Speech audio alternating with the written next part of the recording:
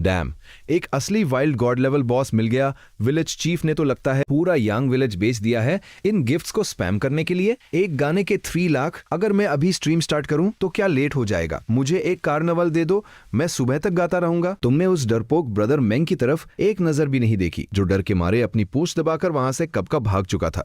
अपना swag maintain करते हुए तुमने चुपचाप लाइव स्ट्रीम एग्जिट कर दिया। एक सेकंड भी नहीं बीता था कि तुम्हारा फोन वाइब्रेट हुआ। उस लड़की का बैकएंड से प्राइवेट मैसेज था, विलेज चीफ आपने सच में यांग विलेज तो नहीं बेच दिया ना? ये पैसे बहुत ज्यादा है, क्या मैं आपका शेयर वापस ट्रांसफर कर दूं? स्क्रीन देखकर तुम्हारे होठों पर एक हल्की सी स्मर्क आ गई। Not bad. इतने कैश ने उसका दिमाग खराब नहीं किया, उसे अपनी लिमिट्स पता है। वो उन गोल्ड डिगर्स में से नहीं है जो पैसे देखते ही बॉस बॉस करने लगती है। वो कोई ब्रेनलेस लड़की नहीं है। तुमने जानबूझकर उसे टीज करने के लिए मैसेज किया। रिफंड की जरूरत नहीं है, तुम्हारे वीडियोस में तुम्हारे कपड़े बहुत सस्ते लगते हैं, धोते धोते उनका रंग तक उड़ गया है। क्या तुम्हारी फैमिली बहुत गरीब है? वो एक तरफ स्ट्रीम कर रही थी और दूसरी तरफ चुपचाप सर झुकाकर तुम्हें रिप्लाई टाइप कर रही थी। ठीक ही है, कपड़े बस पहनने लायक होने चाहिए, पर मेरे भाई को पैसे चाहिए होते हैं ना।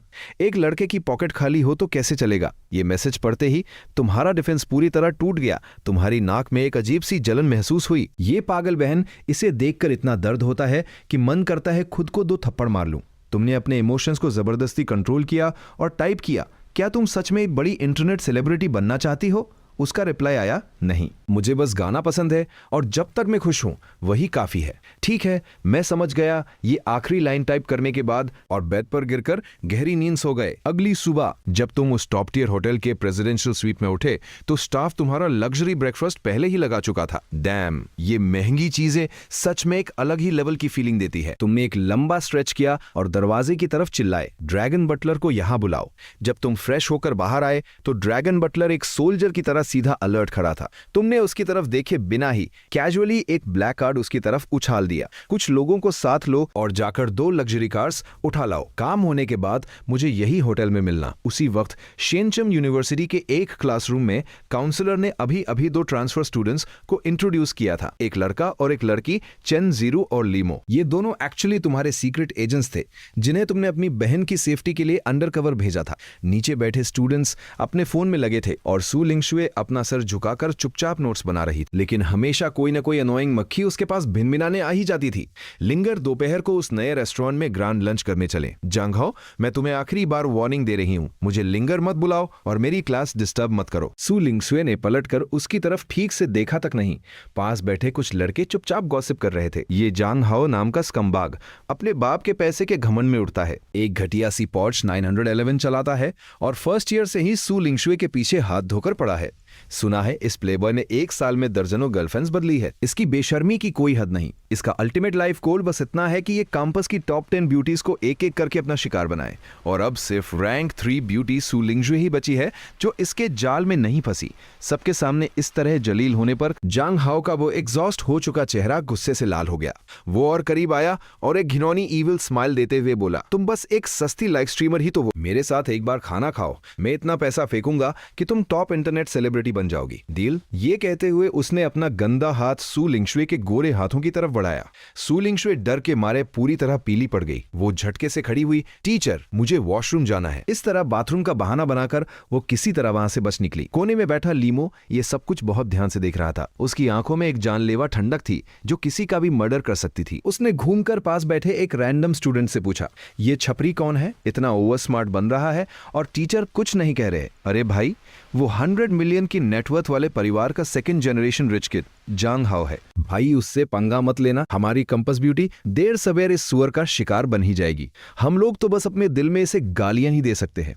जब सू लिंगशुए वॉशरूम से वापस आई तो उसकी हिम्मत नहीं हुई कि वापस अपनी उसी सीट पर जाए। उसने जल्दी से एक खाली सीट ढूंढी और उसके पास जो बैठा था वो इत्तेफाक से कोई और नहीं बल्कि चेन जीरू थी। हेलो, मेरा नाम चेन जीरू है। चेन जीरू ने खुद आगे बढ़कर एक फ्रेंडली स्माइल पास की। दोनों लड़कियां जल्दी ही घुल मिल गईं। सू लिंगशुए ने अपनी सारी फ्रस्ट्रेशन निकाल दी और जांग हाओ उसे कैसे हरास करता है इसका सारा कच्चा चिट्ठा उसके सामने खोल दिया। वहीं दूसरी तरफ लीमो कब का कॉरिडोर के एक ब्लाइंड स्पॉट में जा चुका था। उसने फोन निकाला और तुम्हारी बहन के हरस होने का वीडियो, साथ ही जांग हाओ की पूरी कुंडली और डिटेल्स, एक एक वर्ड बिना किसी कट के सीधा तुम्हें रिपोर्ट कर दी।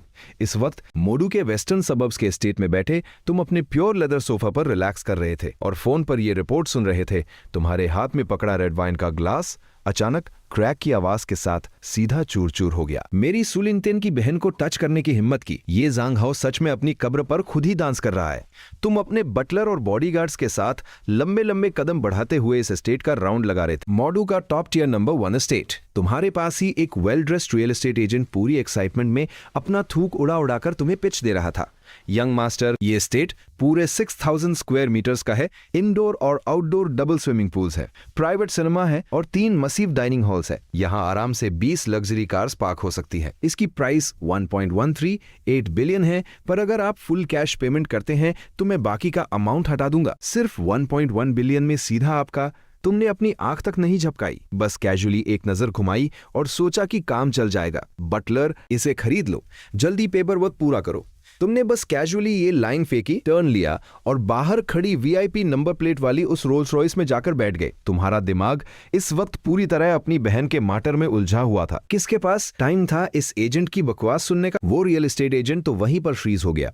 उसका दिमाग प्रोसेस ही नहीं कर पाया। उसने कांपते हुए तुम्हारे बटलर से पूछा, ये यंग मास्टर का इससे क्या मतलब था? बटलर ने एक ठंडी स्मर्क दी। 1.1 बिलियन, क्या तुम्हें समझ नहीं आता? जी हाँ, क्या आप मॉर्गेज करवाएंगे या फुल पेमेंट? सीधा कार्ड स्वाइप करो। फुल पेमेंट सुनते ही उस एजेंट ने एक लंबी सांस खींची। उसकी आंखें हैरत से फट गईं। वो इतना एक्साइटेड था कि बस घुटनों पर नहीं गिरा। और इस दौरान तुम पहले ही अपनी रोल्स रॉयस की लेदर सीट पर टेक लगाए बैठे थे और अपने आदमी की फ्रेश रिपोर्ट सुन रहे थे।